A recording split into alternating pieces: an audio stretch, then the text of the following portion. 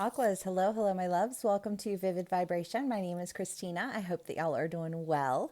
Aquas, y'all got the temple and the tear, the hunter, the vow, the offering, Eros, and the ring. Well, the temple is the idea of what do you worship and why. And I feel like the tear is that idea of recognizing that like what you're worshiping and why you're worshiping it are not like that, like there's a disconnect there. And when you realize what that disconnect is, I feel like there's a cleansing, a moment of cleansing, right? Because we kind of have to face it for what it is and internalize it and digest it and sort through it. And, like it's never a quick and easy process. But I think it's a process that you've been going through and something that you've been facing of your own volition or not. But,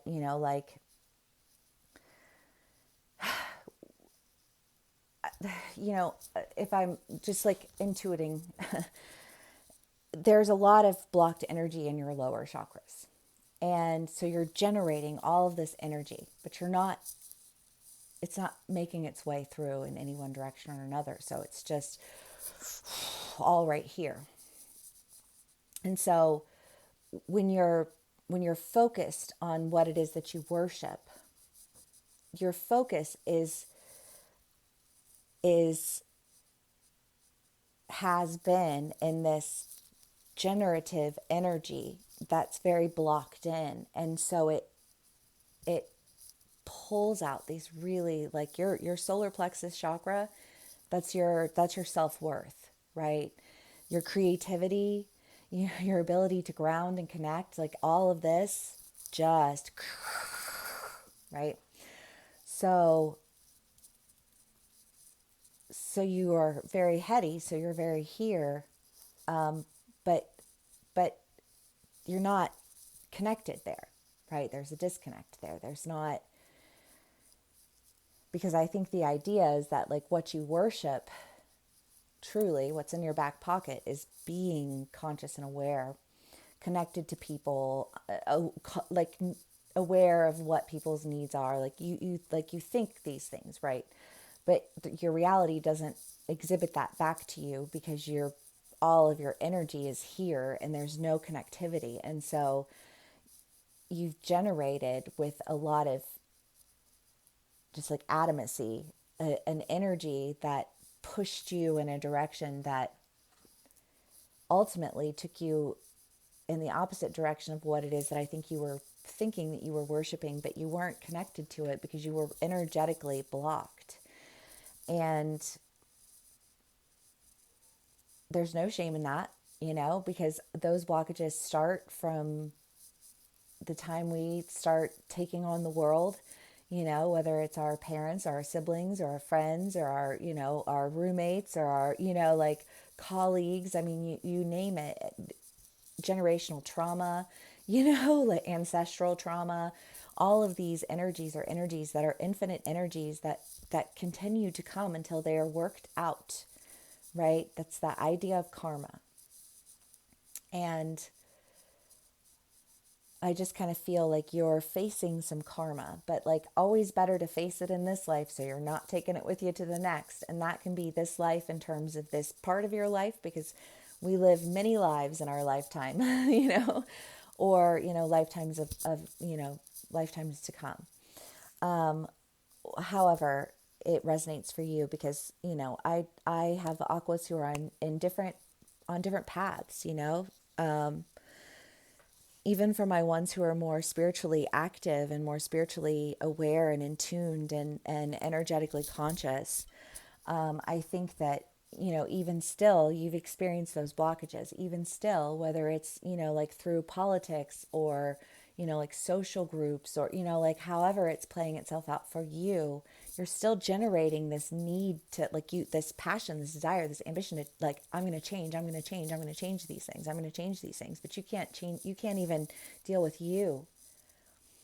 And the more you drive this ambition and this, like rhetoric, the almost like the worse it expresses itself in reality. Whether you're having conflicts with, people who you've been friends with your whole life, or, like communities that you've worked with where you're just like, I can't get through to you and I'm doing everything I can and this isn't working and, but you're blocked here, you're blocked here. And you need to like get that out. I feel almost like in this attempt to get it out, and just to share with you guys like some exercises that you can do. I mean, like if you're experiencing like lower chakra blockages, even like bouncing is really great for your lower chakras. But like if you're not in the physicality to just like be bouncing, Kegels, like squeezing your Kegel muscles, your anal muscles, like do a set of 100 of that. Tapping, 2 inches below your belly button, 2 inches above, 100 rounds, 100 reps, just like work that energetic channel, work that out. And when you do, you're going to experience what feels like this, you know, that's okay. That's okay. It's good. In fact, you want to get it out and it's going to come out. And when it does, it might feel a little rough, right? It might feel a little rocky. That's okay. Get it out. Let it out. Make sure you're with healthy people and a good community, and, like practice discernment with who it is that you are around when you're doing this, but you need to get it out. And when you get it out, I think you're going to start to really feel that energy like push through. And when it pushes through, I just feel like warning you, because I feel like warning, like trigger warning, this, like whatever it is that you're gonna shoot out of you is almost going to serve as this propellant of an energy to like send you in a direction. Because whatever it is that you're actually worshiping, that you've been in opposition of or to or with while you've been generating all of this energy in this blocked line of energy within you, I feel like this energy is going to push you to want to, I think, heal some things that have been broken along the way. Because I think that in your mind, that's what you had been committed to all along. And your reality didn't demonstrate that, because you had all of this blockage. And so when you release that blockage, you realize what it is that you were worshiping, what it is that you need to be focused on. And I think that that's what you do, whether that is, I mean, the vow is a promise, and that can exhibit itself in life in so many ways, whether those are promises that we have with our family, promises that we have with our friends, promises that we have with lovers, promises that we have with, like career paths, like whatever that is for you, because these are general reads, take what resonates, how it resonates, and leave the rest. But there is just this idea of like, no, I promised myself that I was going to do this. I was convinced that I was worshiping what I was worshiping. And when I realize that and I work out this energy from my body, then I'm able to, I think, come back to the promise that I originally had with myself. Because I think, again, there is this idea of like, the ring is never ending, never beginning. Like the commitment has never changed. I feel like the point of focus, the drive, the direction of the energy, like all of these things, that's shifting, that's changing. But like the idea of what it is that you're committed to hasn't changed. The idea of what it is that you really, I mean, the Eros is a relationship, typically a romantic relationship. So for some of my aquas, it could be that you're like, if this is a relationship for you and there's been like this blockage that you've experienced and this disconnect that you've had, and you are re-engaging with this person, and like this presents itself as some sort of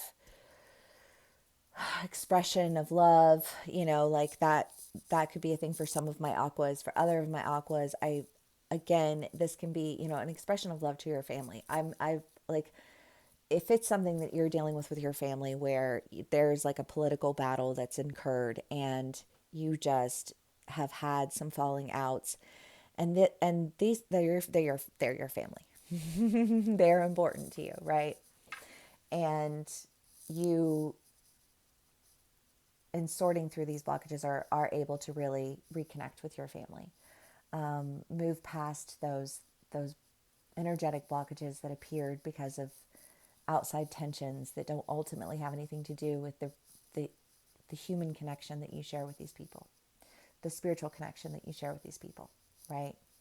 And yeah, I mean, if it's with work and it's something that you were, like something where you felt like there was a lot of conflict, and now, like whatever those blockages were, you're working through those blockages, you're getting those blockages out, and you're able to really move forward in an offer that it like establishes a sense of grounding. It does. It feels like an inability to ground. There's blockages in this area, and just do your exercises, work with it, work with your energy intentionally, because that shit's real. Okay, Aquas. I hope y'all are doing well, having a wonderful day today. Oh yeah, my day was, it was great, but it was like chaos, like all, like it was just like blessings, blessings, blessings. It was good. Okay.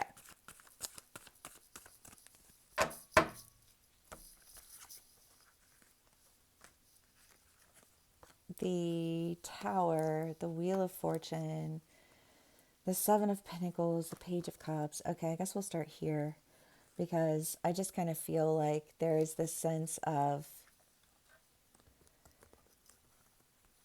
all that blockage, all that nasty, all those intentions that were focused in all of the wrong directions that created absolute havoc and destruction and lack and emotional instability and an inability to ground and an inability to feel safe, and and all of this drive that was directed in a way that just that is not a clean energetic path. That is not coming from a line of energy that is clean.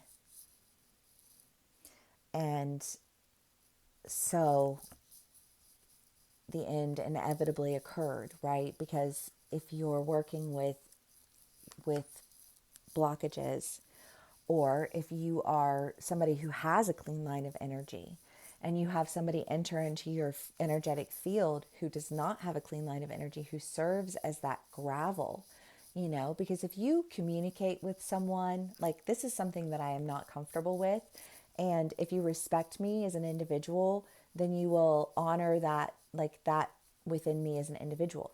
If I communicate with that with you, and you just completely disregard what I say and act as though it didn't even happen and I didn't even, like speak on my behalf, like then you are somebody who will put gravel in my energetic line, and therefore somebody who's not welcome into my energy, right? There's like, whichever side of the story you're on, there's just this sense of like, no, because that, like, I only accept the clean and the divine. And if you want to come and throw some crud in my line of energy, then shoo, right? And so there's just this sense of like turning things around, because when you realize that, when you honor that within yourself, because you can ask other people to honor that, and if they're not willing to do that, then it's not your responsibility to continue accepting the gravel. And so you don't. And when you don't, well, isn't it just fantastic how things turn around for you? Isn't it great how the doors start to open? The abundance falls in, We set an intention every day for what we want to do. And we've surpassed our intentions every day, right? And it's just kind of like that's what you want, Aquas. You want to set intentions that are able to be seen through to fruition. And that means having clear intentions with a clean line of energy. Okay? Okay. Aquas.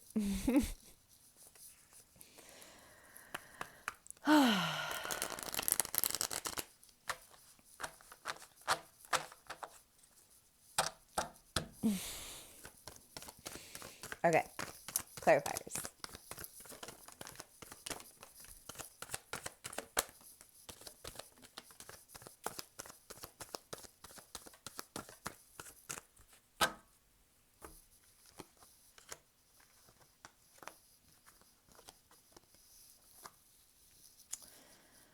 The Seven of Cups, the Seven of Wands,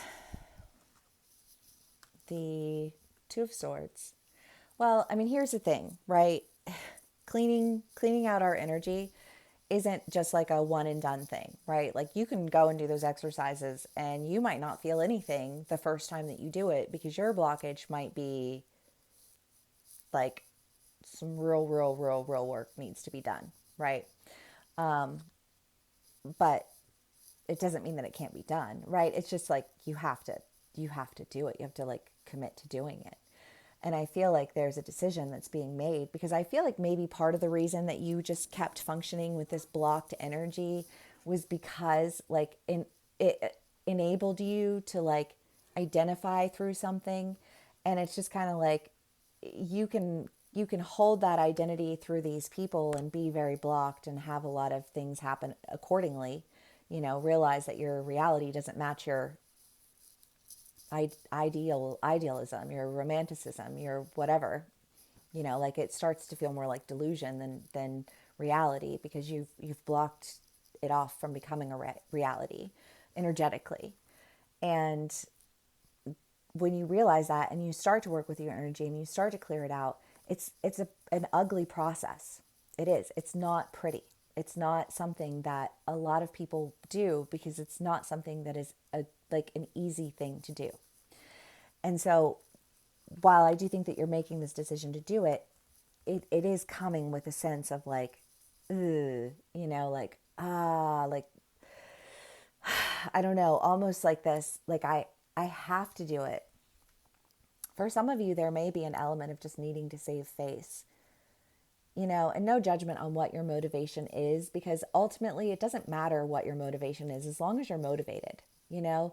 Some people are motivated by anger. Some people are motivated by loss. I was motivated by loss, right? Like that was my motivation. Is loss a positive motivation? Arguably no, right? But it motivated me and it got my ass moving in the direction that it needed to go. It connected me to spirit. It allowed me to clean that line, right? It took me down that path. And when you go down that path, you will be elevated. You will rise into your power. And you know, for a lot of my aquas, you've already been cleaning out that path. I think you're just experiencing that last little, you know, bit. And I think that when you get that last little bit out, you are very capable of making decisions that really honor the work that you've done. You know, I just think I think I have different aquas. I think I have some aquas who are just like they are just now being introduced to the concept of energetic blockage and have a lot that they're going to have to work through. And I think I have other aquas who have already been working and are already there, and they just have like some of those last little blockages that need to be removed, right? And yes, Reiki is a fantastic way to do that. I had an amazing experience with my attunement, and I just like, I don't know, it was it was like a homecoming for me. It was.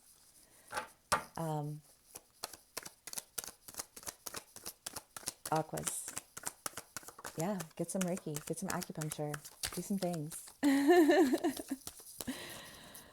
The Ace of Wands, the Six of Pentacles, the Nine of Pentacles, Temperance, and the Knight of Swords. Well, this offering, whatever this offering is, I do think that it brings you a lot of balance. And I don't know which side of the story you're on because I think it depends on where your energy is, you know, for my aquas. But there is an offering being made, and it could very well be that you're dealing with somebody who's in this energy, right? Like maybe you've already, you know, I mean, like obviously none of us ever reach that peak nirvana. I mean, I guess some people do, you know, but like even still, like the higher you elevate energetically, like the darker the energy is that you draw into you because you're a light, you know, that they seek to put out.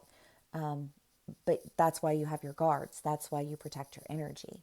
And I think that either you or somebody is recognizing this, and I think making an offer accordingly that does very much feel like it's in balance with, and I do think I have some aquas who are like, this resonates as a relationship, and other aquas that this resonates as a financial opportunity, you know, to like, to experience a level of balance with like a sense of community and purpose that is driven with the same goal, and the intentions are in alignment, so that you're not thinking that you're worshiping one thing and actually worshiping another, right? Because that's not an uncommon thing for us to do, especially when we are energetically blocked. And yes, it's very true that when we are acting as healers, and we're practicing that work, we tend to attract people to us who are seeking the same type of healing that we ourselves have undergone and continue to undergo, right? And so it is important to know, like, to recognize that, because